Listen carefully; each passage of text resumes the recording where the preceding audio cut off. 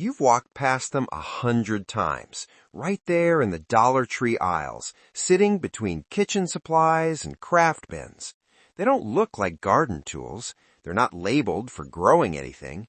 And every February, gardeners walk right past them without a second thought. Here's the thing. These items only matter before planting starts. By March, they're either sold out or completely useless to you. February is the invisible preparation window that most people miss entirely. Some of these are so ordinary, people don't even realize they're garden tools until it's too late. Today, I'm breaking down 20 items you should be grabbing right now, before the growing season makes you wish you had. Let me be clear about something. February is not about growth. It's about control. Garden success isn't decided when you plant your tomatoes or transplant your seedlings. It's decided right now, in these quiet weeks before anyone thinks the season has started. And here's what most people get wrong. They treat Dollar Tree like a place for cheap garden decorations or flimsy tools. But the real value isn't in the obvious stuff. Dollar store items work best when used early, not reactively. You don't buy these in April when your seedlings are leggy and you're panicking. You buy them now when you still have time to build systems instead of scrambling for solutions. The first few items I'm going to show you don't touch plants at all, but they quietly determine whether your season starts smoothly or turns into chaos. Let's get into it. Item number 1, adhesive labels. First up, adhesive labels, the removable kind, usually in the office supply section. Most people use these temporarily and throw them away. Gardeners absolutely should not. Here's why. February is when you're making decisions that aren't final yet. Which seeds are you starting indoors? Which varieties are you testing this year? What's going in raised beds versus containers?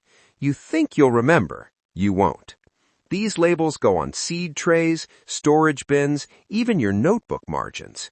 The beauty is they're repositionable because in February, flexibility matters more than permanence. You haven't committed to your final layout yet, and these labels let you organize without locking yourself in. Grab a few packs. You'll use every single one. Item number 2, microfiber cloths. And no, this isn't about cleaning your kitchen. This is your mistake buffer. In February, mistakes are cheap.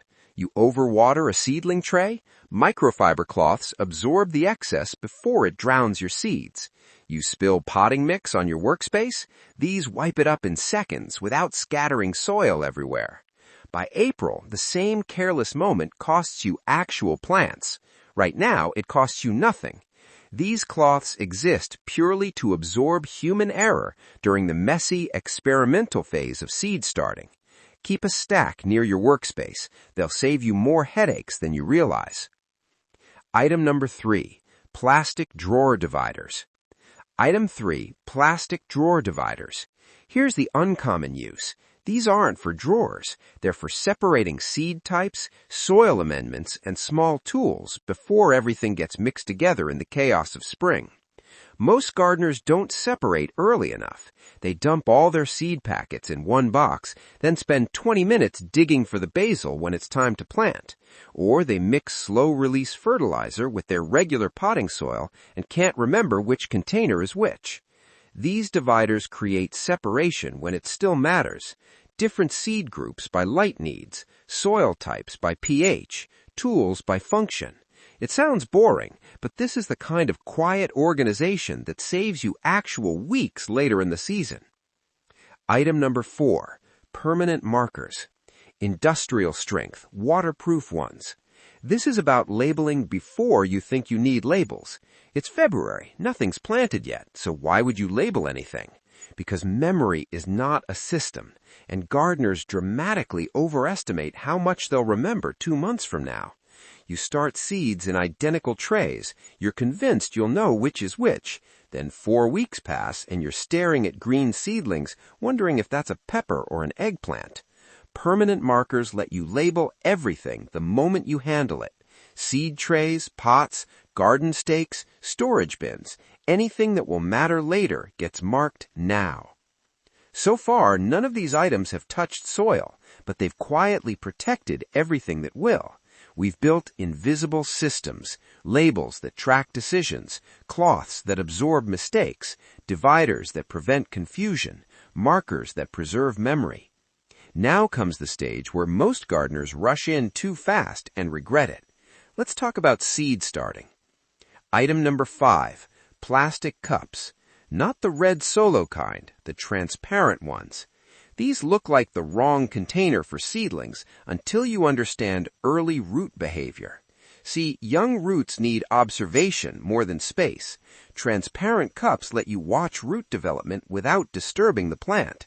You can see if they're circling, if they're healthy, if they need to transplanting, all without pulling anything out of the soil. This is temporary root comfort, not permanent housing.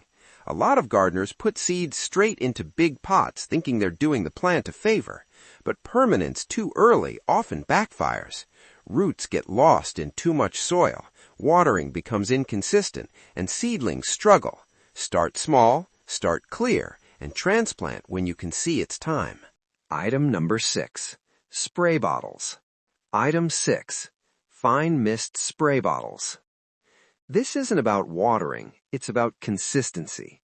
When you pour water onto newly planted seeds, you disturb the soil, you flood certain areas, you create uneven moisture. A spray bottle gives you control. It looks like it helps with watering, but what it actually helps with is creating reliable conditions. Seedlings don't need a lot of water, they need the right amount at the right frequency. A spray bottle lets you mist the surface without disrupting anything underneath. That's the moisture illusion. It's not about quantity, it's about precision. Item number 7, plastic storage bins with lids.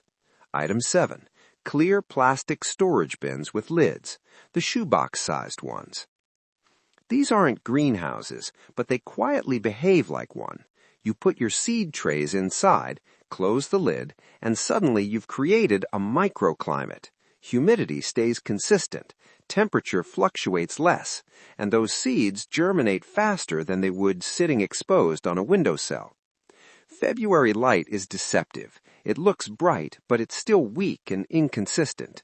These bins trap warmth and moisture, giving your seeds a controlled environment, without spending money on actual germination equipment. Once seedlings emerge, you crack the lid for airflow. Simple, cheap, effective. Item number 8, popsicle sticks. Item 8, popsicle sticks, the craft kind, sold in bulk. Here's the uncommon angle. These influence how roots grow without ever touching the roots. You use them as depth guides when planting seeds. Press one into the soil to the correct depth, drop the seed, remove the stick. Consistent depth means consistent germination, but they also work as spacers. Stick them vertically into soil around the edge of a pot, and they guide root growth downward instead of circling.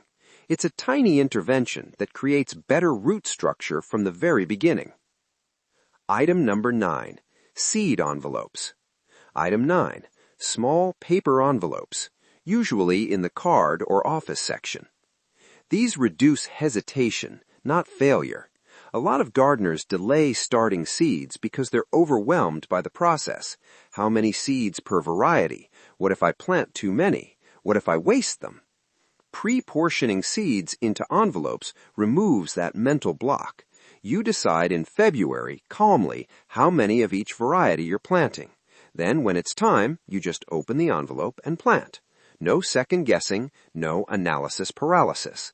It's a confidence tool, and confidence matters early when you're still building momentum.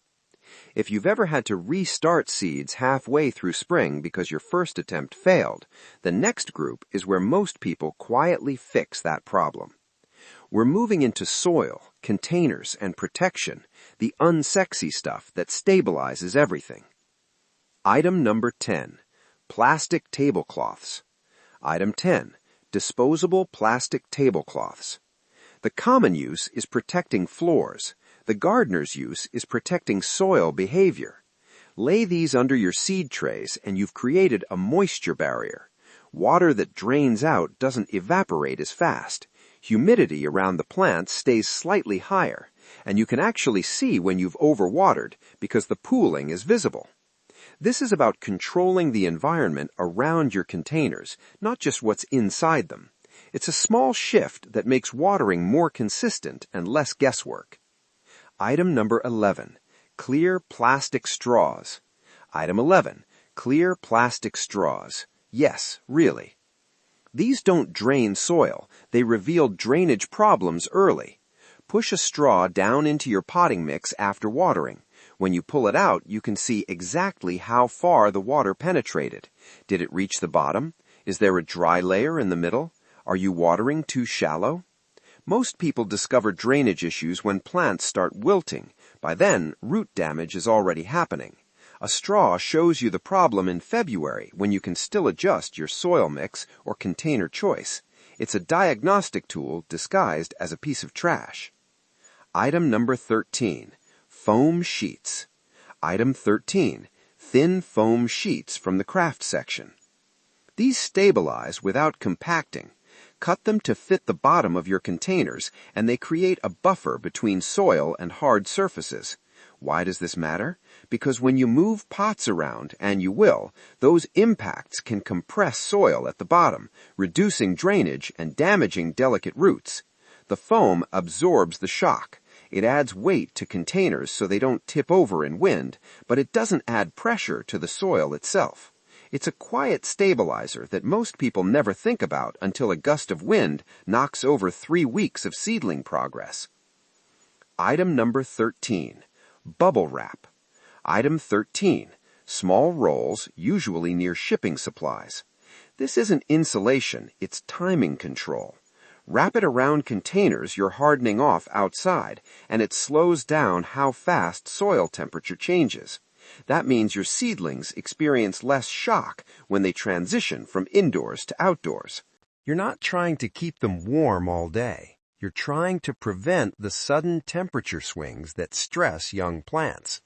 Bubble wrap gives you control over when they feel the cold, which is way more important than shielding them from it completely. Most people don't buy these until something goes wrong. A pot tips over, drainage fails, seedlings get shocked by cold. February is the only time these items quietly prevent the problem instead of reacting to it. Now let's talk about maintenance and the stuff people buy for completely different reasons. Item number 14, rubbing alcohol. Item 14 is rubbing alcohol, the small bottles near first aid supplies. This is early sanitation. You're not cleaning wounds, you're preventing disease before plants even exist. Wipe down your seed trays, scissors, and any tool that's touched soil from last season. Fungal spores and bacteria survive winter. They're waiting on your equipment. One contaminated tool can spread damping off disease through an entire tray of seedlings. Rubbing alcohol kills it in seconds. This is the kind of invisible prevention that doesn't feel important until you lose 30 seedlings to something you could have stopped in February. Item number 15, adhesive Velcro strips. Item 15 are adhesive Velcro strips. These change how tools perform, not what they are. Attach Velcro to the handles of your small tools, trowels, pruners, soil scoops. Then attach the matching strip to your workspace or apron. Now your tools don't get lost, don't fall into soil, don't walk away. It's not about organization for the sake of neatness. It's about reducing friction. Every time you have to hunt for a tool, you break focus. Velcro eliminates that pause. Your rhythm stays intact, and you get more done in less time.